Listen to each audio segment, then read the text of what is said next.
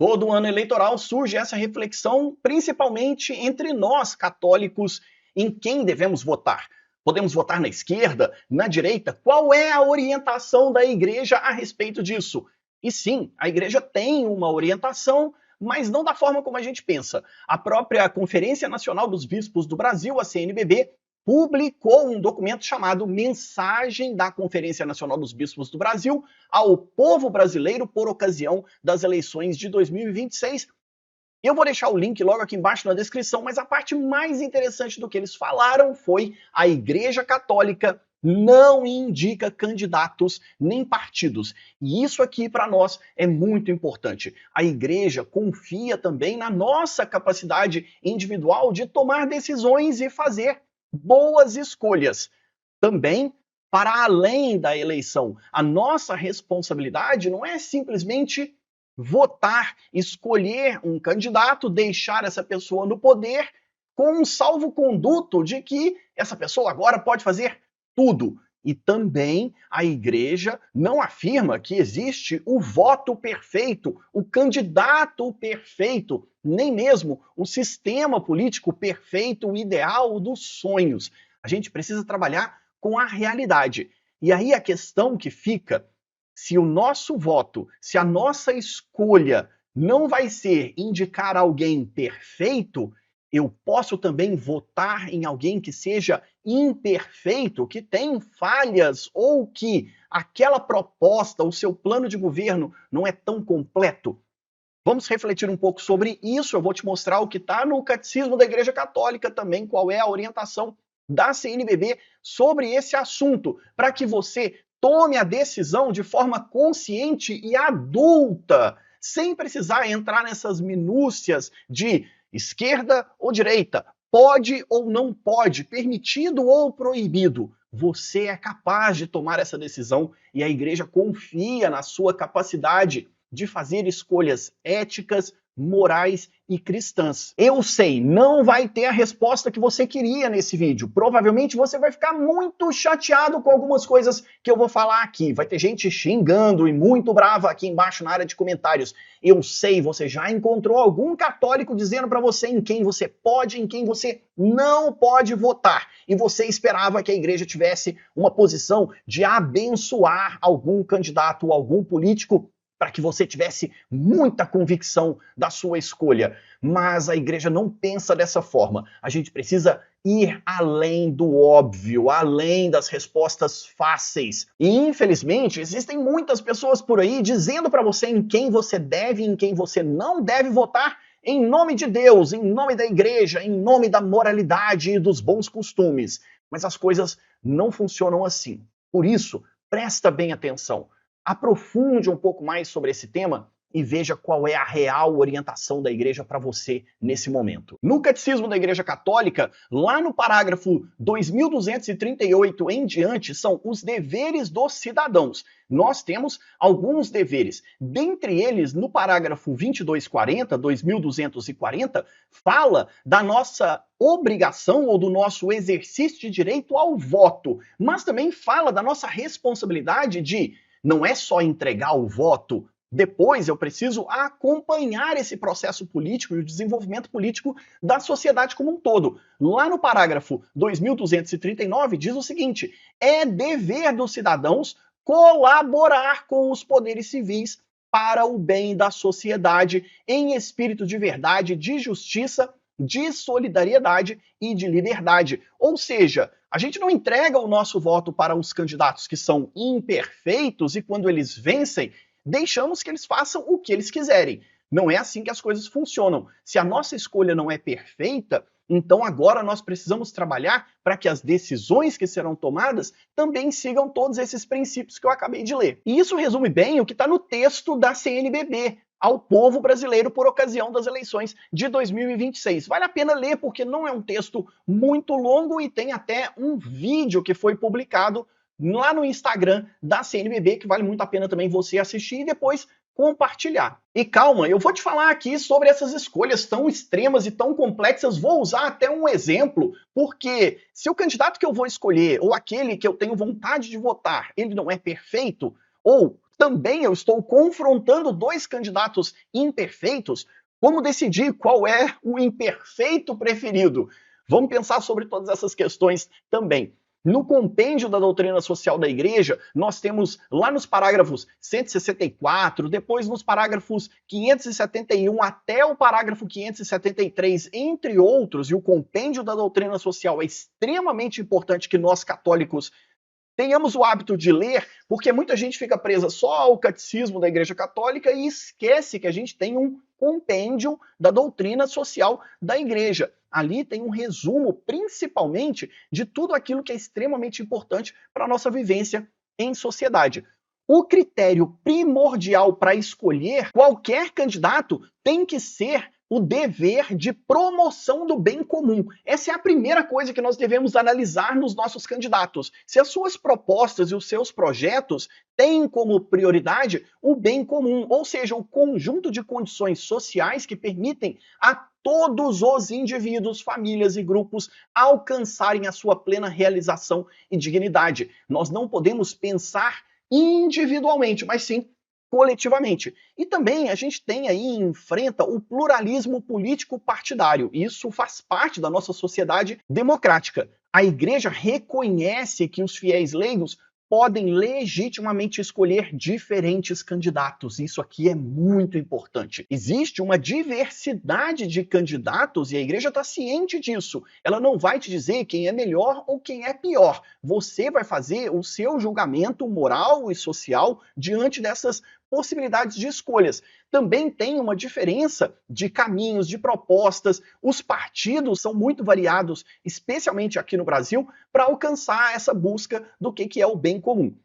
E por isso é importante a gente conhecer qual é a doutrina social da Igreja para os mais variados temas e também a nossa doutrina de fé. Porque essas nossas escolhas, elas também não podem contradizer o que nós acreditamos que seja o ideal de bem comum para a sociedade. A Igreja tem, sim, uma visão daquilo que é o bem comum, o ideal para a nossa sociedade. Então é a partir daí também que nós fazemos as nossas escolhas. E olha como isso é interessante, porque a própria CNBB, a Conferência Nacional dos Bispos do Brasil, foi quem trabalhou junto com outros organismos da sociedade para a implementação da lei da ficha limpa. Olha como que isso é interessante. A Igreja tem uma proposta de como nós podemos filtrar os nossos políticos e também decidir aqueles que podem ou não podem concorrer a cargos públicos. E alguns pontos que são extremamente importantes para nós católicos, que a gente encontra nos mais variados documentos da Igreja, como eu acabei de citar, o Catecismo, o Compêndio da Doutrina Social, também até o próprio Papa Francisco fala na Fratelli Tutti. O Papa Francisco, ele ensina que a política é uma das formas mais altas de caridade, de serviço ao próximo. E ele orienta nós, que somos o povo, como eleitor, a buscar candidatos que priorizem os mais pobres e marginalizados, que combatam a cultura do descarte, que protejam o meio ambiente, a casa comum, tema da Laudato Si, e que saibam construir pontes de diálogo em vez de fomentar o ódio e a polarização radical. Todos esses pontos nos servem para encontrar aquele candidato que seja o ideal, não o perfeito. Agora, diante de escolhas imperfeitas, qual o melhor imperfeito possível? Tem um documento oficial da Igreja, lá de 2002, ainda do tempo do Papa São João Paulo II, que foi assinado pelo então cardeal Joseph Ratzinger, que depois vai se tornar o nosso Papa Bento XVI. Esse documento, chamado Nota Doutrinária sobre algumas questões relativas à participação e comportamento dos católicos na vida política, ele é muito interessante, bastante denso, eu vou deixar o link logo aqui embaixo na descrição, e ele afirma categoricamente que a fé cristã nunca presumiu aprisionar as realidades políticas num esquema rígido e que não existe pretensão de que a política seja um absoluto, ou seja, a política não é perfeita, ela é feita por homens, vão ter as suas contradições, os seus desafios, as suas dificuldades, e é diante disso que a gente luta. Por isso que eu comecei falando logo no início desse vídeo, que não é simplesmente dar um voto e aquele candidato que for eleito e que vai exercer o seu mandato eletivo, ele pode fazer o que ele quiser e que a gente está entregando na mão daquela pessoa todos os bens da sociedade. Não é assim que as coisas funcionam. A gente precisa, então, a partir dali, até porque nem todo mundo que a gente vota vence, às vezes pode vencer o adversário político, aquele que a gente não queria que vencesse, ainda assim é nosso dever como cidadão continuar atuando politicamente, fazendo as nossas pressões sociais, fazendo valer o nosso ponto de vista daquilo que é o ideal para a sociedade. Tem coisas que são aceitáveis e tem coisas que não são aceitáveis. Eu vou usar aqui um exemplo para poder dar continuidade, mas eu não vou usar exemplo de nenhum candidato ou político desse momento atual. Eu me lembro, ainda quando eu era um pouco mais jovem, lá do Enéas. Tinha esse candidato à presidência da República aqui no Brasil, o Enéas. Bastante caricato, mas ele tinha uma proposta que bate de frente totalmente com aquilo que a igreja considera que é o ideal. Ele tinha uma proposta que era: o Brasil deveria ter arma nuclear. Mas a igreja, ela tem pregado já ao longo de décadas contra o armamento nuclear. Não é lícito que as nações tenham armas nucleares.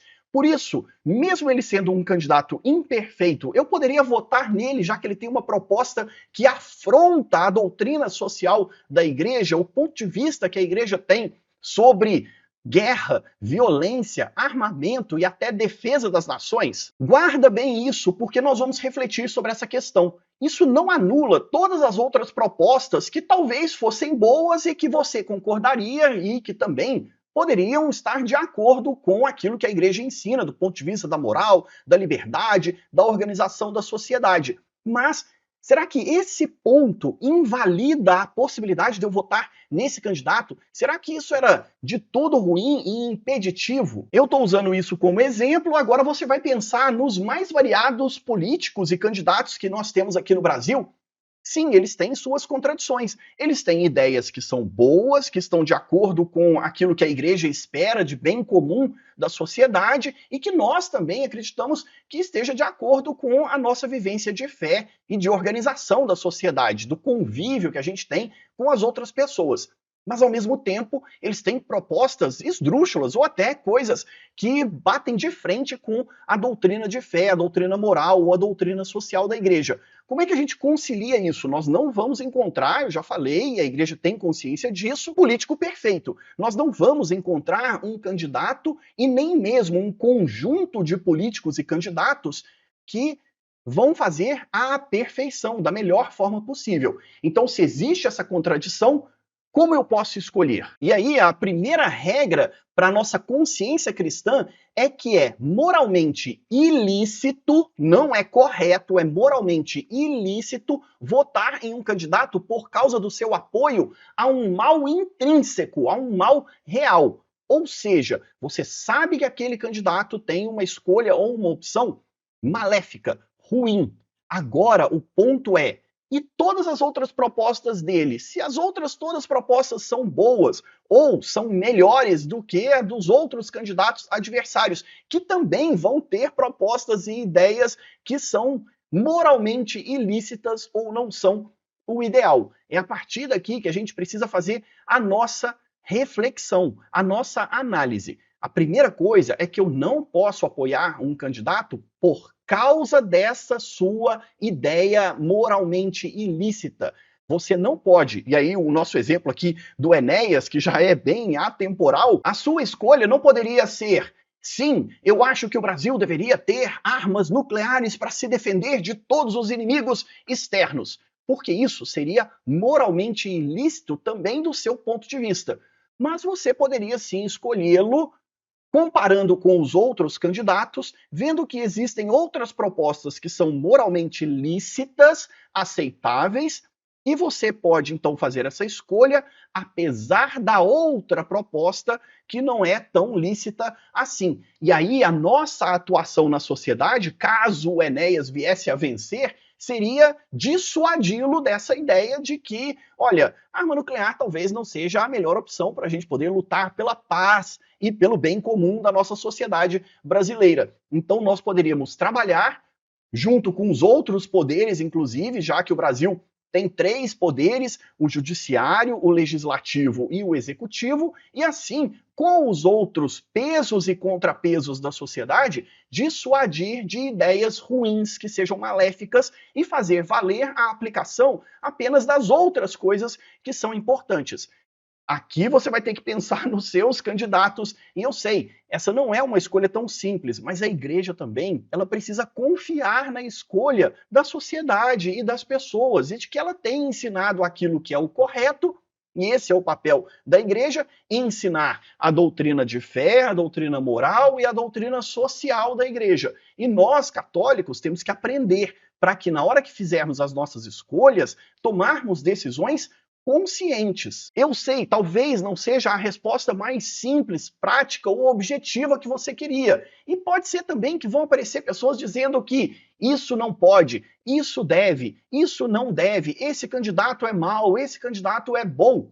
Sinceramente, certas pessoas podem fazer suas escolhas, mas a igreja não vai fazer essa escolha por você. Inclusive, tem 2 documentos da igreja bem interessantes que a gente pode usar como análise. Um deles é o Evangelium Vitae, do Papa São João Paulo II, lá no parágrafo 73. Todos esses documentos que eu estou falando, eu vou deixar links logo aqui embaixo na descrição para que você possa procurar por si mesmo. Um deles fala sobre a redução de danos, ou a tolerância ao mal menor. Esse é um tema bastante complexo na teologia, eu não vou explicar isso aqui nesse vídeo. Se você quiser alguma explicação mais aprofundada sobre algum tema, deixa aqui na área dos comentários. Mas a redução de danos, ela fala o seguinte, são as razões proporcionadas. Um católico ele deve votar em um candidato que tenha posições moralmente falhas, se houver o que a teologia chama de razões proporcionadas graves. Ou seja, o eleitor ele pode escolher um candidato imperfeito se o objetivo do seu voto for impedir a eleição, por exemplo, de um candidato muito pior. Ou então que as escolhas ou as propostas do outro somadas para a nossa sociedade sejam bem piores ou até mais graves. E um outro ponto importante, talvez até a falta de clareza dessa proposta, dos projetos de um candidato. Isso também dificulta as nossas escolhas. Se você não tem muita certeza de que aquele outro candidato tem clareza, ele diz verdadeiramente quais são as suas intenções. E essa é a parte interessante. O voto, ele é dado apesar das falhas do candidato e não por causa delas. Você não pode escolher um candidato por causa das suas falhas ou das suas faltas, ou então por causa de propostas que são moralmente ilícitas ou erradas. A sua escolha tem que ser, apesar dessas falhas, e que depois, futuramente, caso ele seja eleito, nós vamos lutar para que essas falhas não sejam aplicadas, mas apenas as boas decisões, as boas propostas e as boas escolhas, para que assim a sociedade tenha um ganho maior. Voltando para o Catecismo da Igreja Católica, nós vamos lá para os parágrafos 1776 até o 1802. Ele lembra o homem e a mulher o dever sempre de obedecer ao julgamento certo da sua consciência. E aí, como nós devemos fazer as nossas escolhas? Estudar os candidatos sob a luz e os princípios da doutrina social e os princípios inegociáveis da nossa fé. Descarte, se possível, aqueles que promovem ativamente males intrínsecos. Se todos são imperfeitos ou falhos moralmente, use a virtude da prudência. A nossa escolha também precisa passar por essa virtude da prudência. Os padres, os bispos, nós diáconos, não vamos subir no altar para dizer em quem você deve votar. E nem mesmo no particular, no privado. O máximo que a gente pode fazer é te orientar a pensar, refletir sobre as suas escolhas. Nós não damos salvo-conduto para nenhum político, nenhuma pessoa que exerce cargo eletivo tem poder absoluto ou deveria ter poderes absolutos. E mesmo depois de eleito alguém que você não gostaria, que você não vai ficar feliz, continue exercendo o seu dever moral e civil de fiscalizar, de acompanhar, de fazer valer o seu ponto de vista frente às coisas que você acredita que não são o ideal para a sociedade. e fazer com que esse político ou o conjunto dos políticos na nossa sociedade façam valer as suas propostas e os seus projetos que realmente são bons para a sociedade. O nosso dever civil, ele não se restringe ao voto. É importante a gente ir votar, fazer as nossas escolhas, não nos abstermos de votar e participar desse processo eleitoral, mas não podemos também ficar presos a um único momento, a um único acontecimento, a apenas a urna eletrônica. Infelizmente, nós temos visto muitos grupos de cristãos católicos por aí tentando direcionar o voto da comunidade, das pessoas de fé. E isso não é o correto. Ninguém tem o direito de dizer para você em quem você pode ou em quem você não pode votar.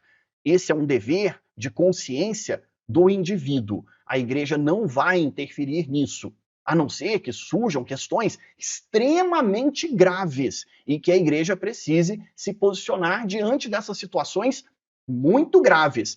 Mas nós vivemos numa sociedade democrática, o sistema democrático no Brasil ainda funciona. Então nós precisamos confiar no conjunto da sociedade e nas escolhas que as pessoas fazem. Rezar por nossa nação, pelos nossos governantes e fiscalizar. E não caia nas respostas simples, objetivas, muito enfáticas sobre em quem você pode ou em quem você não pode votar. Essa é uma escolha sua. Não abra mão da sua decisão e da sua adultez como cristão, como católico. Você tem o direito de fazer as suas escolhas diante da sua consciência moral, desde que essas escolhas também não tenham um viés ilícito, como tudo que eu apresentei. Vou deixar links e referências logo aqui embaixo na descrição. Leia o texto da CNBB, porque isso vai te ajudar também a refletir um pouco mais.